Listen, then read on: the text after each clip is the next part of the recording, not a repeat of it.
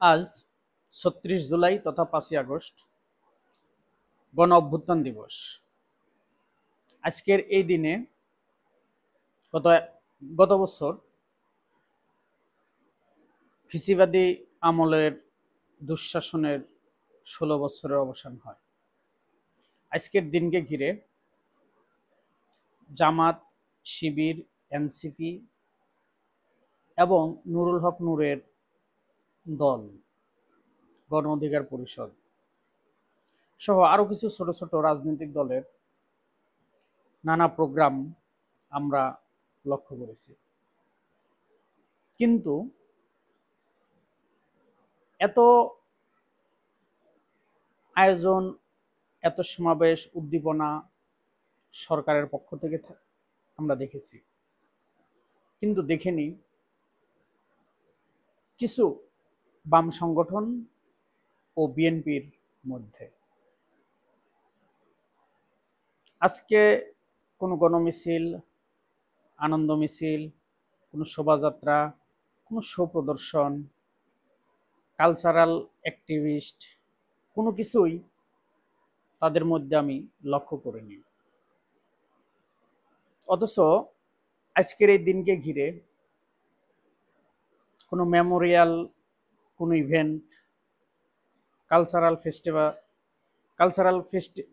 Festival বা অন্য কোনো রাজনৈতিক প্রোগ্রাম তারা করতে পারত, কিন্তু কেন তারা আজকের এই দিনে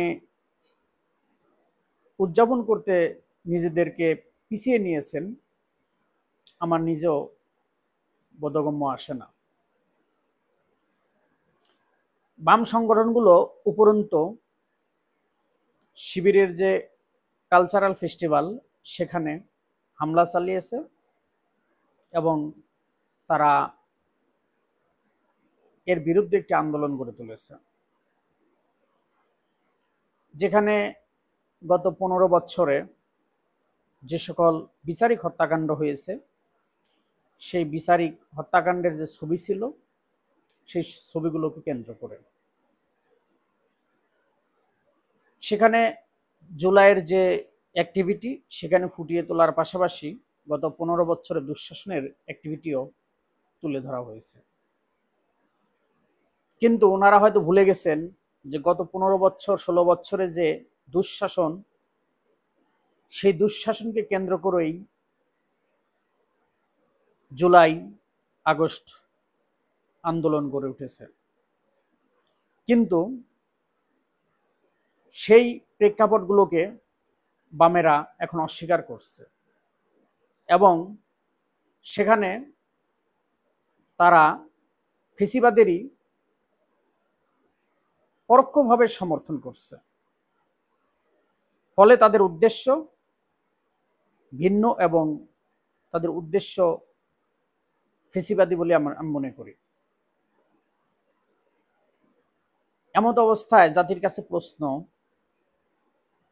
যে বাম সংগঠনগুলো এবং বিএনপি কেন আজকের এই দিনকে উদযাপন করতে হীনমন্যতা দেখাচ্ছে? তারা কি আসলেই জুলাই আন্দোলনকে ধারণ করতে পারছে না? তারা কি আসলে নতুন বাংলাদেশকে গ্রহণ করতে পারছে না? যদি তাই হয় তবে সামনের বাংলাদেশ এবং বাংলাদেশের পরিস্থিতি আবারও ভয়াবহর দিকে ধাবিত হবে বলে আমি মনে করি। আবারও বাংলাদেশে ফ্যাসিবাদী কায়েম হবে, সেই দৃষ্টি আমার কাছে মনে হচ্ছে। দেখা যাক আগামীর বাংলাদেশ কোন দিকে যায়। ধন্যবাদ।